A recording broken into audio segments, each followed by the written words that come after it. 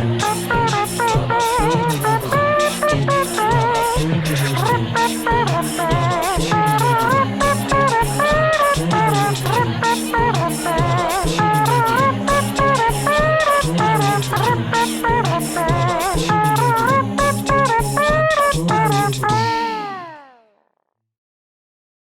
baseline of what we're going to talk about today, I think, kind of gets summed up in this really cool connection that humans have with each other and with the planet, obviously. And every day we get to be active participants in this thing that we call life. On your way here, you may have been thinking, what have I got to do today? The emails that I have to send, kids to pick up, lunch appointments, dinner plans, the nagging thought that you probably left something with the refrigerator door open or worse, the stove on, what you're wearing, all of these things are like these really deep, intimate conversations that you have inside your head. And I have a lot of them, so I understand what that is like. And as you're driving, you're like, oh, what's going on? And it's a pretty intimate time that we collectively share, but in kind of like weird, isolated windows. And that whole process of that intimate connection is really driven and in part by what I call brands. And an unexpected and unintended, and some will argue, universal recipient of deep human intimacy is this thing that we refer to as a brand. These are things called brands, and they are, in essence, multi-dimensional avatars, kind of like we saw on the screen. And they're made up of ideas, creativity, emotions, and stuff. It's the energy of our human collective thoughts. That's us, it's you and I. So it's this kind of like weird container that gets to perform and communicate with us in a really deep way. Because you really can't take a brand home. I mean, you can take a product home, you can take a shirt home, you can go to the bank and get a service from someplace, but you can't take a brand home. It's this really amorphous kind of thing that kind of hangs out in our life. So for our time together, we're going to look at what I call the 5 dimensions of a brand and their relationship, basically their alchemy to each other and ourselves. So in order to do that, I'm going to talk a little bit about history because I think it's important to kind of give us some foundational pieces. There are 3 pieces of vocabulary. It's not a workshop, I promise, so you don't have to write anything down. But there are 3 pieces of vocabulary that might help us navigate this really interesting place called brands, alchemy, and magic. First, I'm going to start with alchemy. Alchemy harnesses the power of our nature as people and in the natural world. It's a universal pattern. It's to transform, transmute, and it's a formula that basically allows us to accelerate the process of change. In its simplest forms, it's the primal process of energizing the known and the unknown. Kind of deep stuff, right? So it's like this thing that happens that creates a catalytic effect that takes things that we can't see or feel, and then it allows us to like connect it to the things that we can. So that is the first word, which is alchemy. I'm going to jump to magic really quick because it's super cool, which is why we're here. Flip it over. Okay. So the next one is magic. And it was great putting these pieces together because for some of you who live in Nashville, it's all about the woo or woo. By the way, where did that selenite ball get to? Yes, it has made its way back. Did anyone get to touch the selenite ball and kind of feel in their hands? Selenite's really awesome, by the way. And it has this really neat, interesting property, and it starts to move and do some interesting, and it's just kind of cool to look at. Let's just face it. So I figured because we were in Nashville, I thought it was kind of good to give a little bit of the historical context for magic. The manipulation of symbols, words, sounds, matter, or images to achieve changes in consciousness. That is what we determine as the form of magic. In fact, in history, as far back as Egypt, they had what was called Heka. And Heka was this interesting intersection between both divine and human. It's the soul part that allowed them to kind of communicate. Isaac Newton talks about the really exciting and delicious wonder world of natural magic. And it says the Almighty, however you want to refer to that, has concealed something so simple that most people think is miraculous and incredible, and they refer to it as magic. Sometimes people refer to things as the spell, to literally spell, to write down. Kind of cool. And it's been happening throughout all of our civilization, from Egypt to the Renaissance, to the Middle Ages. Wherever you go, it is really prevalent. So that's magic. We have alchemy and magic. And then the last one, which I mentioned briefly, is the brand. This multi-dimensional avatar thing that we get to experience every day and aren't really sure how or why it's here. All right, so I'm going to flip quickly because my time is running. So that's me. I'm with Bucci. And part of our greatest work at Bucci is creating a brand that's not only compelling, but it's also a part where you get to co-create our reality, our collective reality together. Sarah and Janine, who are the founders of Bucci, are here, and my business partners, and lovely, beautiful, intelligent, incredible creatures. We all get to sit around and alchemize together about how to make Bucci this multi-dimensional avatar that can be engaged with in the real world. And today, when we were talking about magic, Rachel and I were like, what kind of question would we want to ask everybody? And so before I get into like the 5 dimensions, I think it's really good for me to get a barometer of how you use magic. So anyone, how do you use magic? Don't jump all at the same time. Yes? Cooking. Ooh, there's magic in that. With my kids. With my kids. How do I make magic? I saw someone have magic of coffee. Is there another magic maker in here? One more? Listening. And each of us have this really interesting part to play because as people, we get to share our energy together. And that's really what the brand attempts to do. It really attempts to create a community and a current between you, the individual, the known factor, and the unknown. So the 5 dimensions of a brand are pretty intense, so get ready. I'm going to try to be as succinct as possible. Now, the 5 dimensions of a brand is something that I use a lot when I work with brands, even in my own, and it's different. And so hopefully this will all begin to make some more sense. So the voice is really about what the brand is saying. It is the part of that magical multi-dimensional avatar space that allows us to speak, to spell, to bring things from what I call the immateria, or things that you don't know, into the world of the living, into the world of the known. A good example of that is, I want to build a chair. You know, you think about it in your head first, right? Like, this is what I want this thing to look like, or I'm drawing a picture. And then you get all of your tools. You get your crayons and your paper and your markers, and you start to draw. And when you're done, you have this painting now, or this picture. Now, you didn't know what that was before. You had to start with a thought, and then you brought that thought from this ethereal thing that happens in your head and made it known. And the voice is the words that make that happen. So there's my mouth. And we're going to play a game real quick. And I'm just going to go around the room, and if I call you, you're just going to have to just use the spell. In marketing, people use the voice, or they use the spell, and I like to call these the slogans that speak things into an existence. Drivers Wanted, who's this from? Volkswagen. Yes. Just do it. Nike. Yes.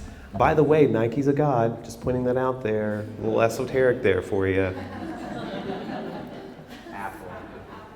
Apple. I mean, just say it again, Apple. When you care enough to send the very best. Damn, that's good. Okay, melts in your mouth, not in your hands. Keep it PG. We just went through a really cool exercise that almost every person in this room, when that spell was spoken, you automatically knew what it was about. You already had an image of what Nike was. M&Ms could have flashed when you were a kid, when you ate them. Driver's Wanted could have been that horrible jingle you've seen on TV. Either way, there was this instant connection, and that happens through the spell, through the written part. And we call that the slogan. It is one dimension of our multi-dimensional avatar, a brand. Tonality. So this is the tone. How many of you are parents? Wow, that's a lot on TV. There's a lot in here of parents. And so this is a great picture, and I thought it kind of resonated because a lot of times when we look at the brands that we're creating, we have a particular tone. We have a tone in which we communicate what it is and what it's going to do. Sometimes it's like a parent. You know, when your kid starts doing things, you're like, okay, you need to sit down. It's time for a timeout. Or, hey, which means, oh, I need to listen to you. Or sometimes this is really lovely, nurturing kind of capacity of, Daddy hears you, I know, but I still need you to do this. So it's this parental tone. And there are brands that communicate in a certain way. And that is just one other dimension of a brand. It has a very distinct tone. And some of you might be thinking in your mind, what's the tone of my brand? How am I saying things? How am I communicating? So in short, the tone is how you communicate that message to the world. The aesthetic, which we are in a beautiful place, and the aesthetic is the physical, it's the known piece that is bringing things from the unknown into the known world. So this is what people will see.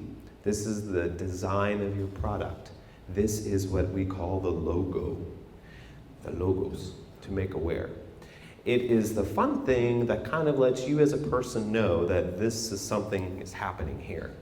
That's where the word brand, which is really about branding animals and putting your mark on it. That's why they talk about it. This is really part of that process. So this is the finding what it looks like. And I tried to put a couple of local brands on here. Obviously, I had to put Bucci on there, come on. But I like to point out these two symbols up top because they are some of the most prevalent symbols that we have in our society. When you drive by and you see an ambulance, you always see this great sign. There's a lot of deep, esoteric, hidden knowledge about that, and I'm not going to go into it right now. But basically, it's one of the most universal signs next to the solar cross that's prevalent across the board, especially in this country. There's the Medical Corps Marine. These are the two can-dos. They're interweaving snakes. And we see these all the time.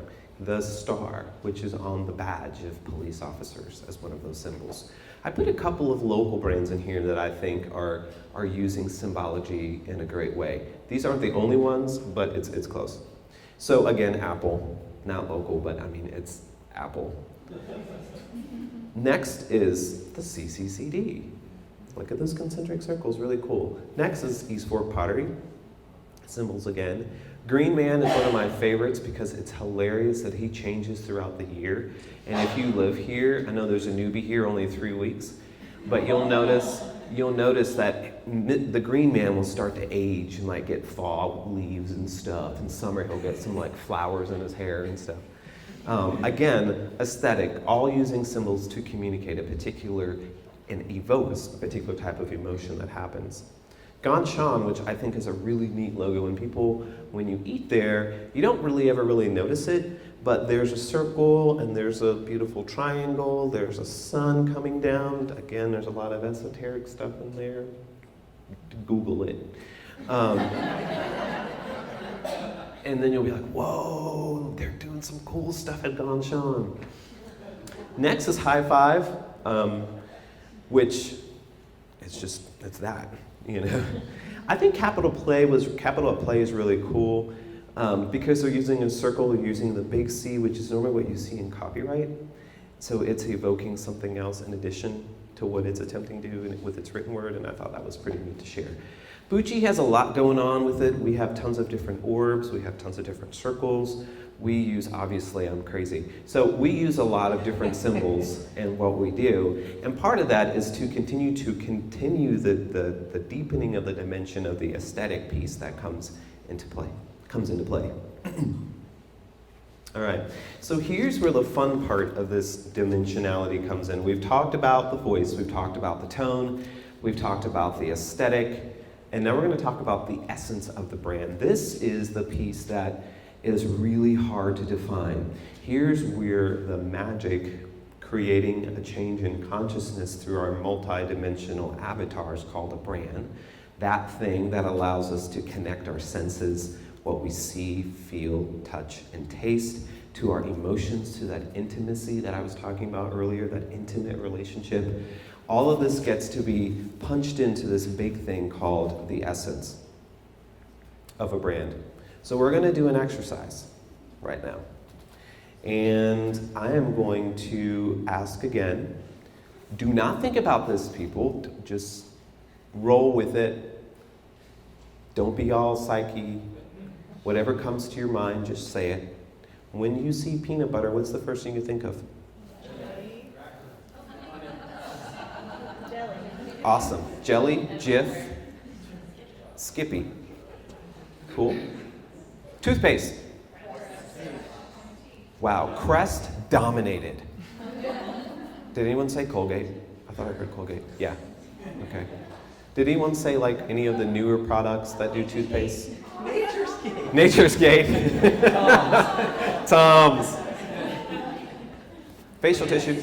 Kleenex. Whoa. That was awesome. Everyone say it again, Kleenex. Kleenex. Yeah, that was like the big elephant. Mayonnaise.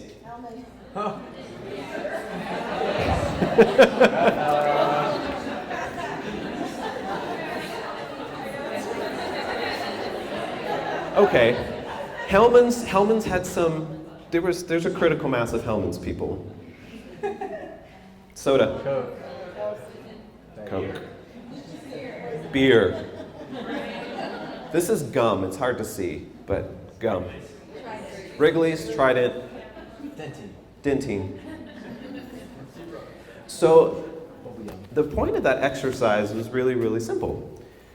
We have these massive things that exist in our lives, which we call brands. They are multidimensional experiences, and all of a sudden they have these pieces that they are attempting to communicate to, and they are called archetypes. And these archetypes are made real in our lives, and people who are marketing practitioners, creative people like ourselves in this room, get to create magic with them every day. They get to manipulate and conjure and create a change in consciousness.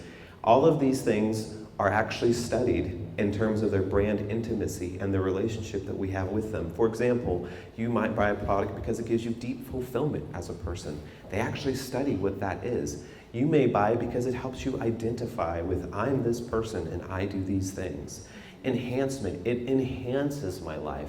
It makes me feel this way. And there are brands that do that. Ritual, toothpaste fits into this category. I brush my teeth every morning, and they play on that ritual every single day. Nostalgia, one of the best nostalgia brands is Lego.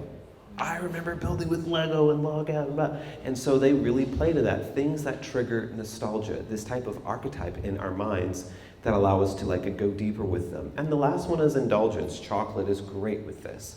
Chocolate brands melts in your mouth, not in your hands. Like, come on, indulge. Be completely, interestingly connected to it. So the point of the 5 dimensions of the brand are to make this really interesting intersection called access.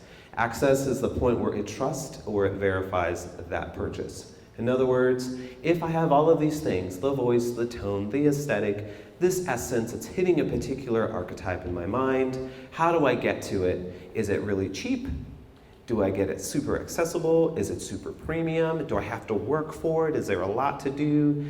All of these points allow that whole process of creating the dimensionality, and to get real businessy, pricing strategy, placement strategy, those things happen in this access category.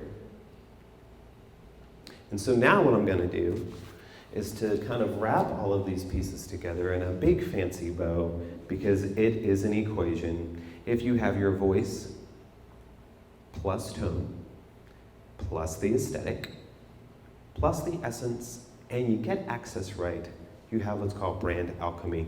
It's this whole beautiful natural formula that now engages you in this really deep, intimate experience.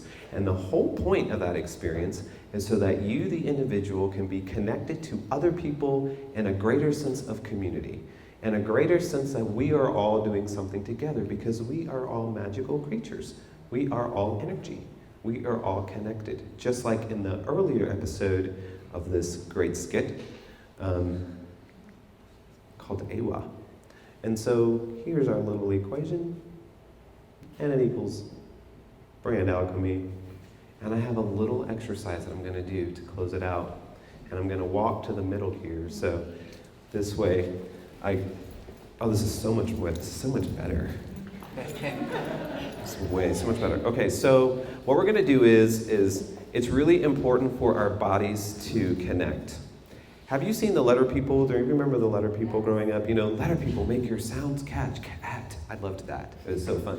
So we're going to kind of do that right now. So anyone who has a hand free, find the person next to you and attempt to touch them somehow. Yeah. There we go. It's happening. Okay. Good. All right, let's see. Now we might have to get a little closer. Actually, let's see. If this whole side, if you guys can grab each other. Is he touching? Okay. You've got to touch. All right. There you go. Skin's got to touch skin. Skin touching skin. Skin touching skin. Okay, good. All right. So let's see if this will work. Let's see. Yes, you guys have it. Okay, so you got to touch this bro right here. There you go. He's got it. Yep. Erica, you've got to touch. Yep. There you go. We're all connected.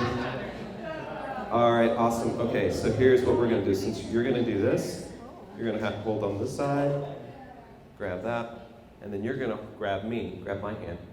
Oh, yeah. Right? So basically, we're a human current right now. So let's see. Erica, drop one of your hands.